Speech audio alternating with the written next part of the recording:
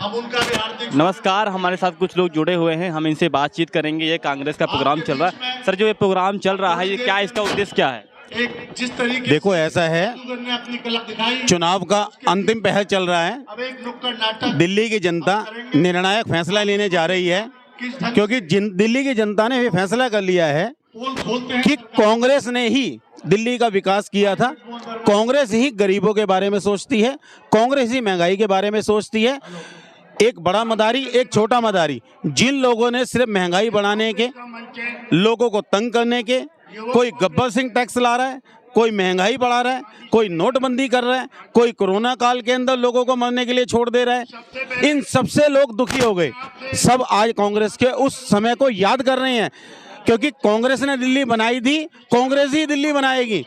जब शीला जी ने इतना काम किया, दबा के फ्लाईओवर बने, दिल्ली का चहुमुखी विकास हुआ, उसके बाद आज आप कहीं भी दिल्ली की किसी भी कॉलोनी में चले जाएं, कोई विकास का काम नहीं हो रहा, विकास ठप पड़ा है, शून्य में, कोई विकास नहीं है।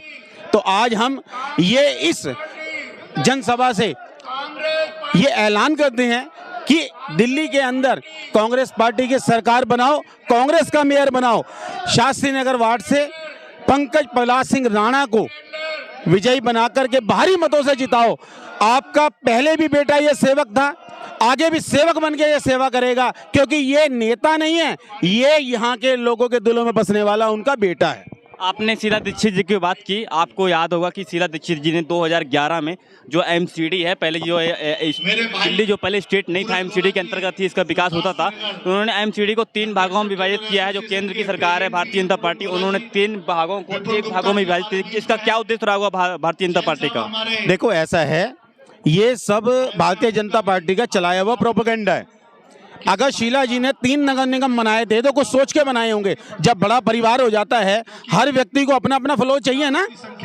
शीला जी की सोच बड़ी दूरदर्शी थी, उन्होंने ये सोच करके 2 करोड़ की आबादी दिल्ली की हो रही है, एक मेयर 2 करोड़ आबादी को कैसे टैकल करेगा। उन्होंने कुछ सोच करके 3 नगर निगम बनाए थे कि अलग अलग मेयर होंगे, विकास अच्छे तरीके से बड़े पैमाने पर हो सकेगा। उनका सपना बड़ा दूरदर्शी था। बीजेपी ने प्रोपेगेंडा के तहत परिसीमन करके, उथल पुथल करके आज उस सारे 3 नगर निगमों को एक कर दिया। उससे फायदा क्या होगा? कुछ नहीं। अगर आप एक कर भी रहे हो, अरे भाई, कम से कम उनको पैसा काम करने के लिए दो, कर्मचारियों को समय पे तनख्वाह दो, उनसे काम कराओ, क्योंकि वर्करों से काम कराना ये कांग्रेस को आता है। अरे जिंदल साहब जो हैं वो तो 5 रुपए थाली भोजन खिला रहे हैं लोगों को। भैया, ऐसा है, बांटने वाले तो फ्री में गेहूं भी दे रहे हैं, उससे रोजगार मिल गया क्या? भूखे आदमी का पेट भर गया क्या? जो घरों में लोग नल्ले बैठे हैं उनको रोजगार मिल गया क्या? आज अगर कोई इंसान अपनी बेटी का रिश्ता देखने जाता है और वहां जाकर के लड़के के बारे में जानकारी हासिल करता है, वो बोलता है कि आपका लड़का करता क्या है? मेरे लड़का 2 रुपए किलो का फ्री का गेहूं खाता है, बेरोजगार के नाम पे वो नल्ला है, काम धंधा कुछ नहीं करता, चौक चौराहे पे बैठ के समय पास करता है और महंगाई भत्ता मिल जाता है। अगर यही सब चीजें विकास का पैमाना है तो आप सोचो मेरे देश का दुर्भाग्य है। अब की बार किसकी सरकार? अब की बार कांग्रेस की सरकार। आप क्या कहेंगे इस मामले में? कांग्रेस की सरकार। आप क्या कहेंगे? कांग्रेस की सरकार। आप क्या कहेंगे? कांग्रेस की सरकार। निगम के बारे में बतलाना, निगम में जब से शीला जी गई हैं, उसके बाद से निगम के सभी कर्मचारियों को कोई भी समय पर ना तो वेतन मिला, और पेंशनर्स को, जो सीनियर सिटीजन हैं, उनको भी पेंशन टाइम पे नहीं, 6-6 महीने तक की पेंशन रोकी गई है पीछे। और केंद्र सरकार ने ये एक करने के बावजूद भी आज भी पेंशन नहीं मिल रही है, पेंशन टाइम पर नहीं मिल रही, सैलरी टाइम पर नहीं मिल रही। कैशलेस स्कीम के जो पैसा एम्प्लॉइज ने अपनी रिटायरमेंट पर 78,000 रुपये जमा कराया था, उस कैशलेस पर भी कोई हमें हॉस्पिटल्स की कोई सुविधा नहीं मिल रही, और इवन डिस्पेंसरीज में कोई दवाइयाँ नहीं मिल रही हैं, बिल्कुल नहीं मिल रही है। आयुर्वेदिक दवाइयाँ जो बुजुर्ग लोग खा करके अपने शरीर को थोड़ा सा ठीक रखते थे, वहाँ पर एक भी दवाई नहीं मिल रही है। अब ये बतलाइए, उस एकीकरण का क्या फायदा हुआ, जबकि 2014 से पहले 3 निगम थी, उसमें किसी भी एम्प्लॉय को कोई परेशानी नहीं थी। उसी महीने की 26 तारीख को रिटायर्ड एम्प्लॉइज को पेंशन मिल जाया करती थी। लेकिन आज पेंशन का कोई भरोसा नहीं है। तो ये बतलाइए वो बुजुर्ग आदमी वृद्धावस्था में क्या तो खा लेंगे और क्या अपने बच्चों के सामने हाथ पसारेंगे। तो ये जो है ये तो बड़ा शोचनीय विषय है। और कांग्रेस के समय में कभी कोई वृद्ध आदमियों को इवन सीनियर सिटीजन्स को रेलवे का जो 40% मेल को और 50% फीमेल को जो कंसेशन दिया जाता था वो भी सरकार ने, बीजेपी सरकार ने बंद कर रखी है। क्या कुछ कहेंगे इस मामले में? कांग्रेस अब की बार क्या कुछ इतिहास दोहरा? मेरा मुद्दा सबसे पहले है कि बेरोजगारी, युवा होने के नाते इतना मतलब पढ़ने के बाद में भी कहीं रोजगार नहीं है। मतलब समझ रहे हो आप? मोदी जी तो कहते हैं कि हर साल 2 करोड़ रोजगार। झूठा वादा। किसको मिल गया रोजगार? भाई आप जानते हो, आपको मीडिया की रिपोर्ट सब पता, आपको सब पता है। कितनों को रोजगार मिला आप ये बताओ? कोई मतलब कहीं मिला हो, कोई बिजनेस के नाम पे कोई लोन मिला हो, कहीं भी कोई रोजगार हो, कहीं नौकरियां निकली हो? मुझे पता है ना, मैंने फार्मेसी की लेकिन कहीं नौकरी ही नहीं है।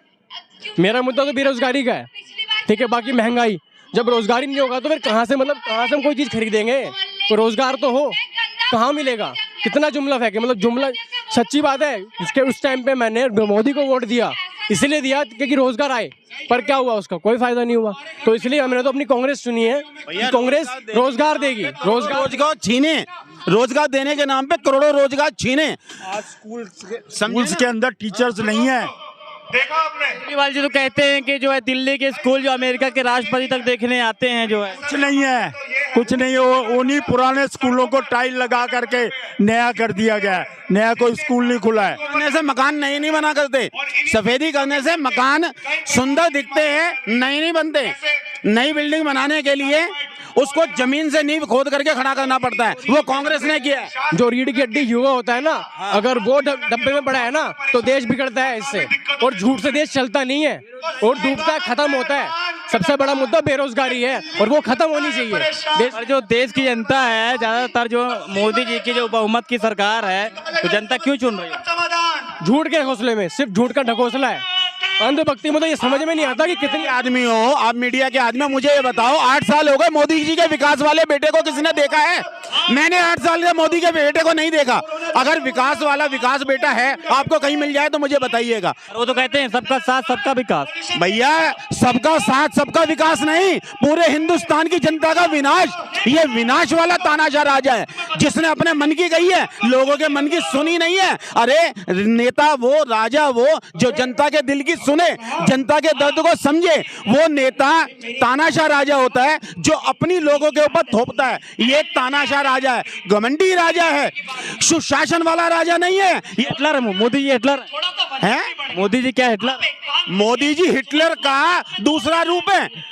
ये वो हिटलर हमारा अंग्रेजों का हिटलर था, ये हिंदुस्तान का हिटलर है जो तानाशाही करता है, जिसके आगे उसी के पार्टी के लोग नहीं बोल सकते। उसकी पार्टी का दादा लाल कृष्ण आडवाणी, जब वो बेचारा बंद कमरे में बैठा है, उसके मुंह से आवाज नहीं निकलती।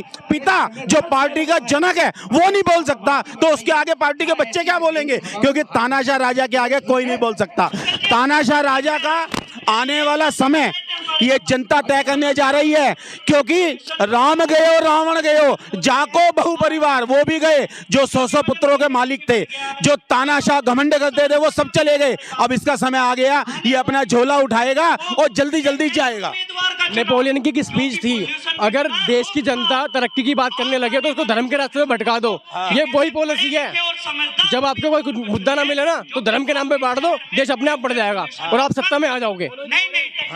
केजरीवाल जी जो कह रहे हैं ना, 7-8 साल से तो खूब खड़े थे पेड़, और चुनाव के टाइम पे इनको याद आ गए कूड़े के ढेर। समझे जी? दिल्ली की सड़कों के वो बहुत बड़े बड़े दे दिए गड्ढे, और केजरीवाल जी के अब नहीं बनेंगे यहाँ पे अड्डे। और मोदी जी कहते थे इस देश में हर गरीब के दिन आएंगे अच्छे। मैं पूछना चाहता हूँ मोदी जी, किस गरीब के दिन आए अच्छे? मोदी और केजरीवाल जी खूब खड़े, दूध बनाए अच्छे, गरीबों के मर रहे भूखे बच्चे। मैं पूछना चाहता हूँ कब आएंगे गरीबों के दिन अच्छे? और एक दिन ऐसा आ जाएगा गरीबों के तन बदन पे रह जाएंगे सिर्फ बनियानों के कच्चे, किसी के दिन नहीं आएंगे अच्छे। आप क्या कहेंगे इस माहौल के बारे में? एमसीडी में क्या कांग्रेस पार्टी इतिहास दोबारा दोहरा पाएगी? कांग्रेस पार्टी फिर पूरे बहुमत के साथ दोबारा दोहराएगी और अच्छे बहुमत से दोबाएगी। जो केजरीवाल ने लोगों को झूठे वादे करे थे, ये फ्री की चीज लोगों को अब समझ में आ गई है। आज वो सब्सिडी के बारे में कह रहा है कि मिस कॉल दे के, जब आपने सब्सिडी दे रखी तो मिस कॉल देने का क्या मतलब? आप दो ना सब्सिडी सबको। ये झूठे वादे हैं, अब लोगों को पता चल गया है। और जो कांग्रेस का वोट आप पार्टी में गया था वो वापसी रिटर्न हो रहा है। आने वाले कुछ सालों में देखा कि कांग्रेस पूरे बहुमत से मेंबर ऑफ पार्लियामेंट में भी कांग्रेस आएगी। और ये झूठे वादे और ये बीजेपी का, देखो जब हमने 70 साल राज करा तो 8-10 साल हमें वो करना पड़ता है, लेकिन एक समय फिर वो ही आएगा कि कांग्रेस की तरफ ही लोग बढ़ेंगे और वही इस देश का विकास करा है और वही विकास करेंगे। यही सब कांग्रेस की उपस्थिति होती है।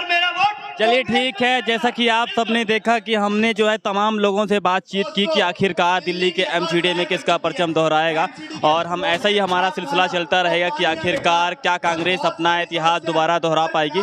इन्हीं सब मुद्दों को लेकर हम जब भी बातचीत करेंगे और भी लोगों से बातचीत करेंगे, क्या कांग्रेस पार्टी का परचम दोबारा फिर लहरा पाएगा। देखते रहिए फर्स्ट न्यूज़, बिना अग्निहोत्री के साथ हताक्षी शाही, नई दिल्ली, भोपाल।